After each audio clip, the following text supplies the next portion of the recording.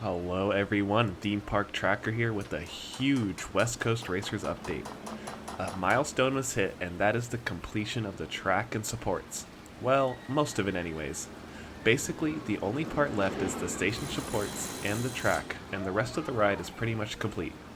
The part that took the longest was completing the yellow and white corkscrews right behind where the crane is in this shot. The white piece at the top of the corkscrew was the very last piece to go in for the main layout. Everything else about the layout is done, like the figure 8 portions, the launches, high 5 element, and everything else but the station. From this point moving forward, it's just a matter of completing the station, hook up all the launch fins, brakes, and other electrical components, and maybe then we'll get to see some testing. Something that really popped up out of nowhere was this gray brick wall that runs alongside the launches out of the station. From this angle, right behind the brick wall will be the switchback queue. I assume in front of the wall, or inside of it if they decide to enclose it, will be the gray electrical boxes for the launches. These are also found on full throttle right below the station. So if this is true, then that shows the park is dedicated to making sure this area looks really good and not rushed like Full Throttle was back in 2013. I imagine the park doesn't want to make that same mistake again, and make it more like the Steampunk District and Twisted Colossus in 2015. And over by the Jetstream photo booth, they are installing this wooden wall around the old station for thrill shot. This wall is quite odd, and I hope they remove the white fencing that's there from the former thrill shot ride. Then have the new fence go all the way around the Jetstream exit path. Previously, there was the classic Six Flags light blue construction wall here with the West Coast Customs W letter on it. This project is moving along at a steady pace, and I believe the park can get it open by the fall of this year. Well, enjoy the rest of the update, and I'll be back at the end really quick to talk about the status on CraZanity.